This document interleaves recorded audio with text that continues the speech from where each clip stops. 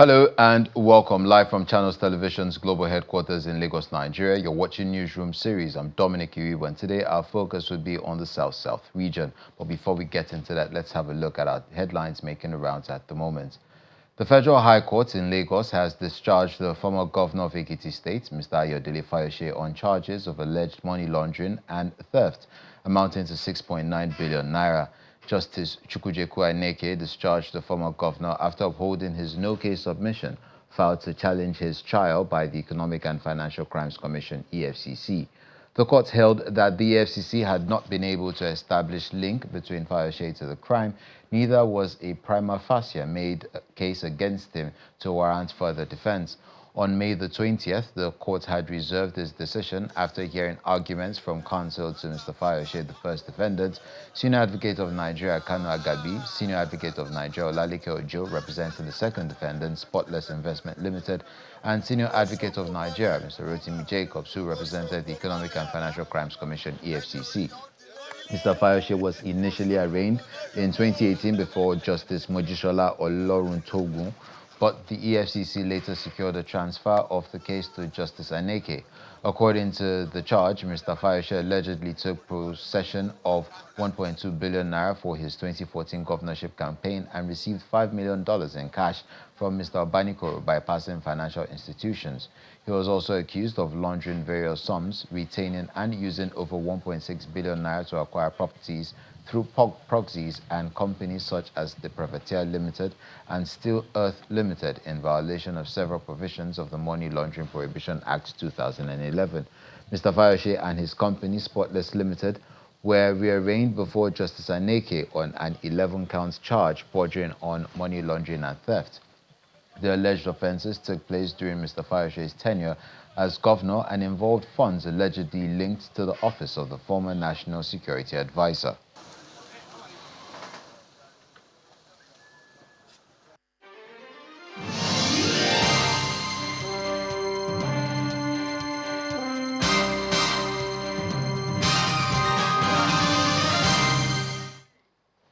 The Managing Director of the Niger Delta Development Commission, NDDC, Dr. Samuel Ogboku, says inconsistent leadership has been a major obstacle to the agency's effectiveness over the past 25 years.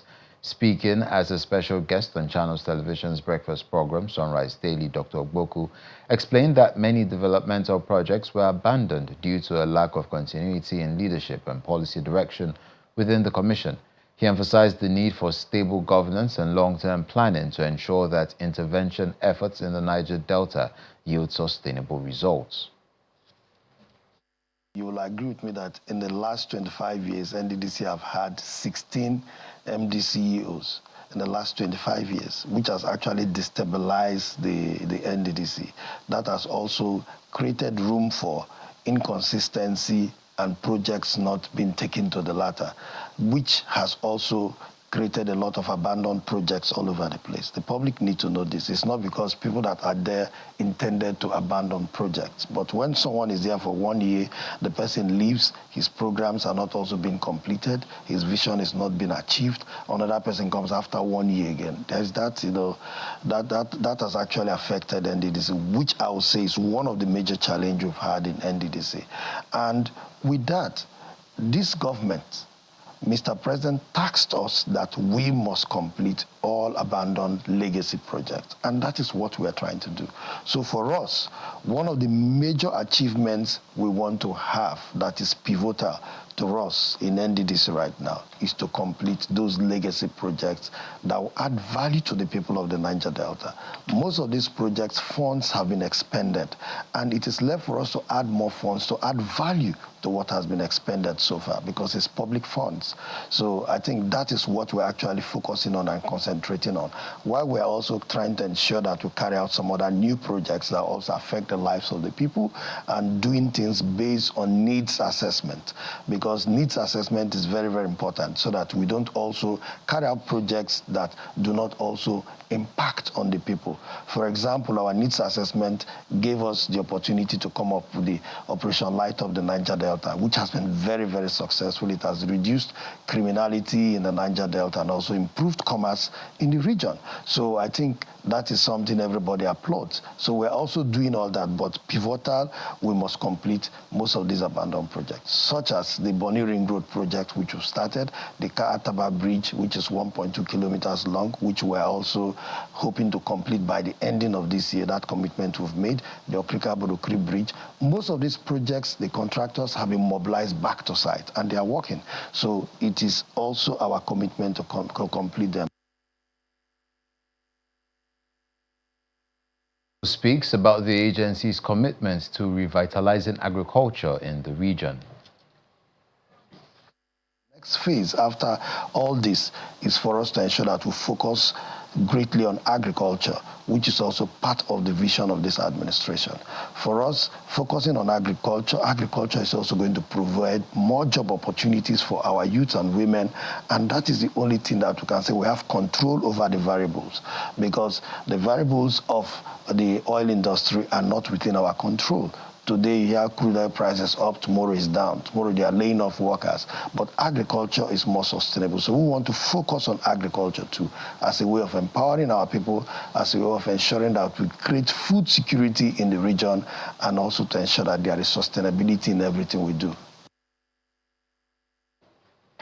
Staying with the Niger Delta, the Commission NDDC has handed over a newly constructed market to Iba community in Emuaha local government area of River State. Speaking at the commissioning of the market, the River State's representative on the NDDC governing board, Mr. Tony Okocha, said the project is part of efforts by the current board of the interventionist agency to boost economic activities in rural communities of the region. It's a carnival-like atmosphere in Iba, an oil-producing community in Emuaha local government area of River State, as market women, youth, chiefs and women groups welcome the River State representative of the NDDC board, Tony Okocha, and his entourage to the commissioning of the Iba Market. And to the glory of God. The market, with open and lock-up shops, is part of the interventionist agency's strategy to stimulate economic activities in the area. It was not a reconstruction. There was no structure here that was befitting for anybody to reconstruct. It's from beginning, from the scratch to where we are. So to the glory of God, it has been achieved within record time. And you see that everything else is here. You see the water, you see the convenience, you see the market security and their outfits. So we are happy, we are grateful to God that through NDDC, Iba people are happy again. On behalf of the traditional institutions and the good people of Iba Obele, Iba Okezo, I like to express our profound gratitude for your selfless and visionary contributions towards the development of our communities. Your recent initiative, the construction of Iba Multipurpose Market, marks a significant milestone in the economic empowerment and infrastructural advancement of our people. With proper management, the market is capable of generating revenue for the community.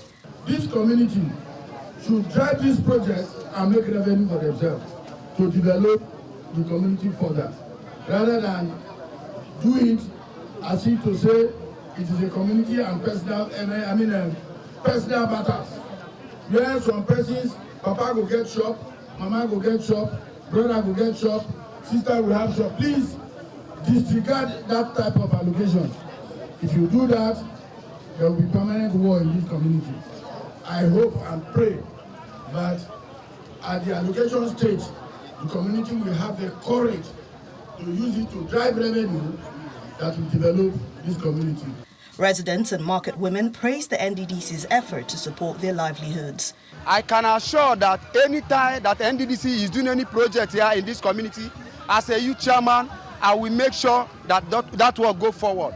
There will be no form of a distraction from anywhere, or the men of underworld, or the miscreants to try to stop or put anything to make sure that the work out. I will not allow that with my office. I will make sure that the work goes on, because I have seen that NDDC, they love this community so much. For them to have start this project and then finish it successfully. Today, we are opening the market. So I'm very, very happy. The construction of the Iba Market is another attempt by the current NDDC leadership to make its presence felt by residents of rural communities in the Niger Delta region. In what has become a tense but pivotal moment at the University of Calabar, the Vice-Chancellor, Professor Florence Obi, has stepped in to address the persistent challenges confronting students of the Faculty of Dentistry. Speaking to the press within the university premises, Professor Obi acknowledged the pressing concerns raised by students, which include inadequate facilities and stalled accreditation processes that have disrupted their clinical training and delayed their graduation. Professor Obi assured the students that the university management fully understands their frustrations. She noted that the administration has made multiple appeals to relevant regulatory bodies and is actively engaging stakeholders to expedite the restoration of the faculty's full accreditation and upgrade its infrastructure.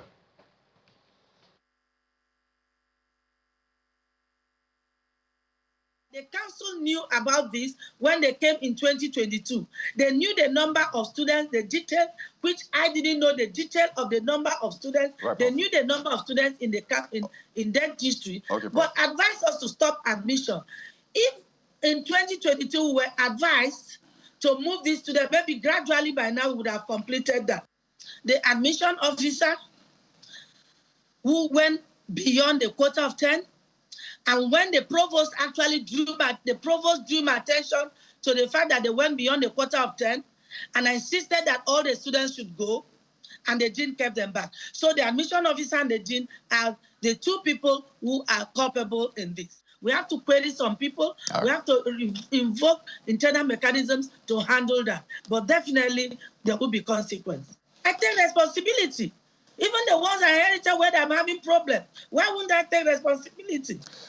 I am the head. I can't deny that. I want to really appeal to the students and to parents, because I've read somewhere where students are getting depressed and some of them are threatening suicide. I want to really appeal to my students to hold it, to be calm, that on my honor, we'll see her together with MG Khan, and I'm going to go to my minister to appeal to him to intervene, because if we have some staff, which is the critical issue, if we have staff, and we know that the minister has given us permission to employ, the student we employ them, we are waiting clearance from Federation Budget Office. When we employ those staff and then get the dental chairs that MG Khan has asked us to do, we will be able to invite them back in the next 1 or 2 months, and largely part of these problems will be resolved.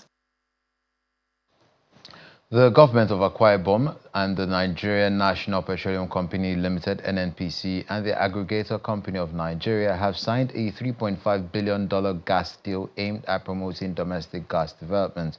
The state governor, Pastor Umo Eno, the Minister of State for Gas, Ekperi Ekpo, and the NNPC's Executive Vice President Gas, Mr. Olaleko Ogunleye, signed the MOU at the South-South Gas Utilization Forum at the Ibom Hotel and Golf Resort, Uyo, Akwa Ibom State capital. Akwa Ibom State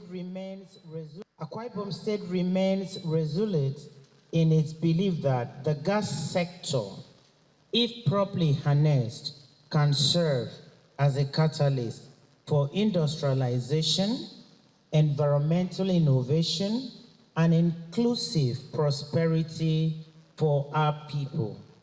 We are committed to do our part by creating an enabling environment for investment, ensuring strict adherence to environmental standards and community benefit frameworks. For the South-South region, this is a pivotal moment. The case for positioning the region as a hub for gas commercialization and utilization is compelling. The region has the reserve, the infrastructure potentials, a peaceful investment climate, and most importantly, governments and the people ready to partner for development.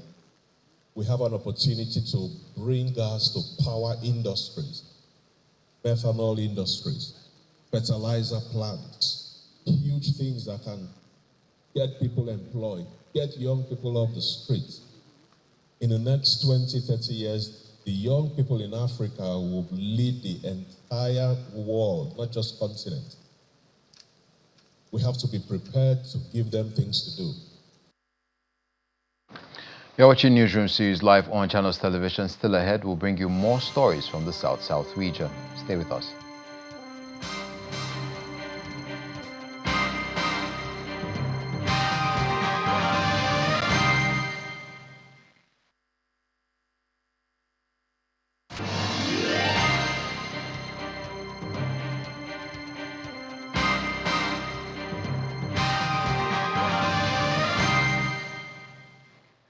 Welcome back. The Bayelsa State government has taken a major step towards harnessing its abundant gas resources for economic growth. In collaboration with Blue Sea Energy, an agreement has been signed to establish a mini LNG plant in Obonga, a project expected to boost employment, stimulate investment, and drive sustainable industrialization in the state. It's another milestone in Bayelsa's industrialization drive. After years of engagement, Blue Sea Energy and the state government have formalized their partnership with the signing of a memorandum of understanding to build a 2 million standard cubic feet mini LNG plant. At the event, the CEO of the Blue Sea Energy, Doyle Edeni, expressed optimism about the timeline for delivery and highlighted Fortune Gas of China as a strategic partner in the project. We are here on the invitation of the Bayelsa State government. We've been coming here for about 4 years cumulatively. However, over last year, our engagement with the state government has picked up in the area of gas development. And we are excited that we have, as our OEM for this project, we are excited to be able to put our resources on ground. We just finished building a chemical factory in Lagos. We've started another construction at Kwale in Delta State. And hopefully this will be the third project that will take off before the end of the year. Hopefully when we come back in October to do some foundation laying ceremony for some projects. The secretary to the state government signed on behalf of Bayelsa State as he emphasized the project's alignment with Governor Doye Diri's prosperity agenda. The government of Bayelsa State and Blue Seal Energy signed a memorandum of understanding to build a mini LNG plant in Obuna in Bayelsa State here. This is part of the drive of the government of Bayelsa State to open vistas of opportunities, not only for the state, but for our very teeming youths. And that is what we have done today. And we hope that in the next 24 months, this plant will be completed and we are going to see the benefits of this plant. Meanwhile, the Commissioner for Industry, Trade and Investment, Ebere Jones, noted that beyond the infrastructural value, the plant would generate jobs and increase economic activities within the gas value chain. The project is to establish a 2 million scope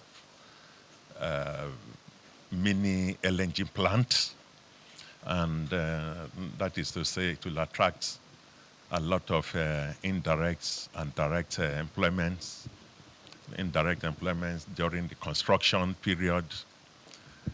And once LNG mini plant is established, because one, the transportation of the gas, of the gas to other places too, that alone is employment. With this agreement, Bayelsa State moves closer to unlocking its vast gas potential, which could mark a new era of industrial development, energy independence, and economic transformation for host communities and the entire state. The Edo State Special Security Squad, Operation Flushout Kidnappers and Cultists, has commenced operations arresting over 20 suspects and sealing off hotels in its first major outing. The group was set up by Edo State Governor Senator Monday Okpebolo to maintain law and order in the wake of recent cult clashes, kidnapping, and other heinous crimes across the state. Addressing journalists in Benin City, the Edo State capital, some of the team leaders said the raids are not targeted at anyone, but a regular exercise now on to make Edo State uncomfortable for criminal elements. Some of the places raided included Isioho, Ugosa, Lagos Street, all in the state capital. The suspects arrested were caught with different drugs, dangerous weapons, as well as other incriminating items. This is our first instance to the street, and we made a lot of arrests, a lot of endearing and emboldening arrests. And you can see for yourself, like you, the pressman, you notice what we have done all the way from Ugbawa down to town. They are all in the vehicles, the arrests we've made, the drugs we took, the ammunition we took, and everything we have taken. I think this is coming to stay, and we'll particularly make sure it stands. That's our stand.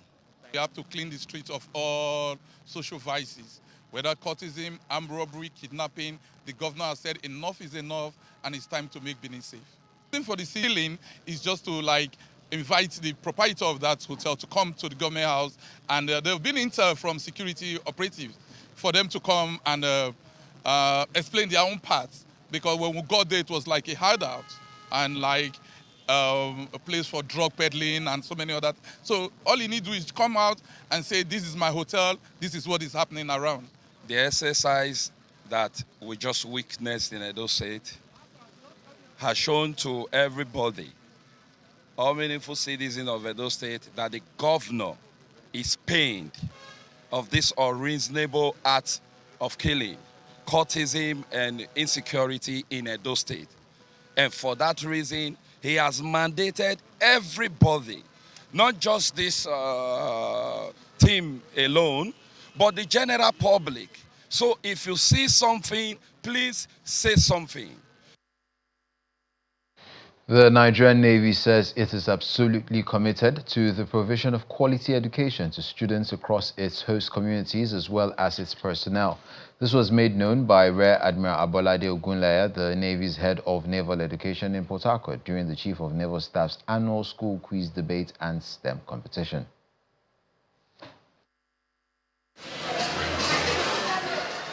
Gathered at the Nigerian Navy Secondary School, Borokiri, Port Harcourt, are students and teachers from other Navy schools across the country, as well as the Army and Air Force secondary schools in the states, for the finals of the Chief of the Naval Staff annual school debate and STEM competition. My co-debaters, I urge you all. Participants who reached the final spots go head-to-head, debating on different topics. Yes. STEM education, I've done more, yes, I know. But traditional education tends to tell us the danger in doing it. But STEM education gives us the anxiety to do it. Students with STEM qualifications have been known to possess more critical thinking and logical thinking than those without STEM qualifications. For example, instead of students who continue to believe in the primitive beliefs of our forefathers and ancient myths and ideologies, they can learn to look at the world from a more critical angle and make valid judgments. Before the winners are announced, the Director of Naval Education gives an assurance that this is not a one-off and that they are determined to keep it going annually. A competition that we hold every year, and I want to thank the Chief of Naval Staff for promoting education, especially among the wards of our personnel and other children. Our schools serve as a kind of point for our children to be trained education-wise, and also a form of a CSR for our communities that the schools are located, to have their children trained by the Nigerian Navy. Over the years, we have maintained a high standard, and we are currently maintaining it, and that shows in the patronage. The flag officer commanding the Naval Training Command commends participating schools for the quality of education as shown by fierce competition displayed by the students. You've always seen the performance of our schools. In fact, this school in particular, the Navy Secondary School Borokiri, has recorded a lot of remarkable achievement in terms of training students and graduating them with excellence. So our schools are one of the best schools in the country. They train, and they not only in the educational level, they also give them a kind of moral knowledge, moral understanding. And so there's a level of standards. Awards and trophies are presented to the victorious students, who are grateful for the challenging nature of the competition. As a senior prefect, it is a very big honor, as my school is the whole school. And as a student, I love competitions like this because they encourage us to think, to make use of the skills we have, because education is a skill that takes us places that can change the world. So competitions like this encourage students like us to put in our best and see our skills according to standards of the judges we have there. Now, they made the competition more challenging than that of last year. How would I say that? It's because they added 3 more topics for 3 minds to cram, both on supporting and opposing side, thereby making the students make more use of their brain. Other highlights of the event include the display of science designs and inventions by the students. Charles Oporum, Channels Television News.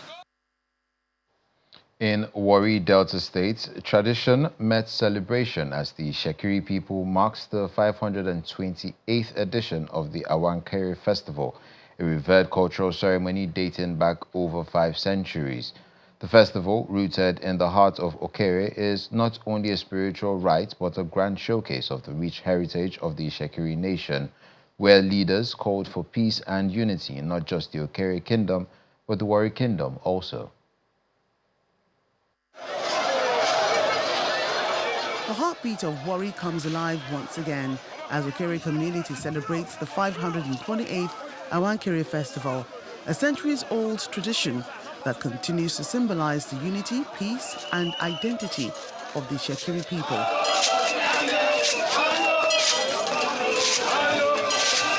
Clad in vibrant costumes, women, men, and youths showcase the rich culture in the traditional dance steps.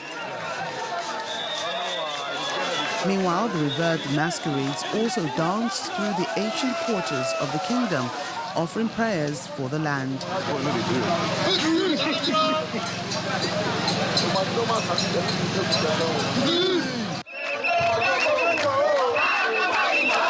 The Oloboshere of Warri Kingdom, Chief Ayirimi Imami, who was also present, reiterates its significance in preserving the history and fabric of the Itsekiri people, preaching peace, unity, and love.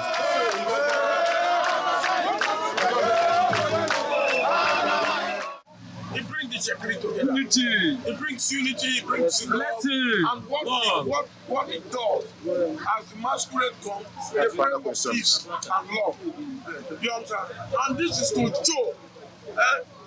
These are part of the things that makes you say, I own this place. Because these are the things your forefathers used to, activities that used to be on ground before some of us were born, and their forefathers. Meanwhile, the chairman of Warri South local government area praises the community for keeping the tradition alive. It will remove culture from the life of an African. It's equivalent to removing breath from the life of a living human being. Culture is what we live for. It is our identity. So for us, as a local government, we are here to solidarize with the very great people of Okere community for the 528th edition of the Awankere Festival.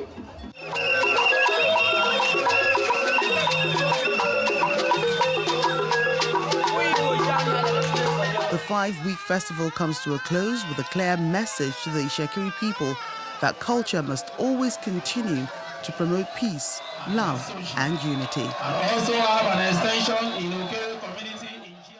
And that's where we draw the curtains on this edition of Newsroom series. I'm Dominic Uriwu. Enjoy the rest of your day.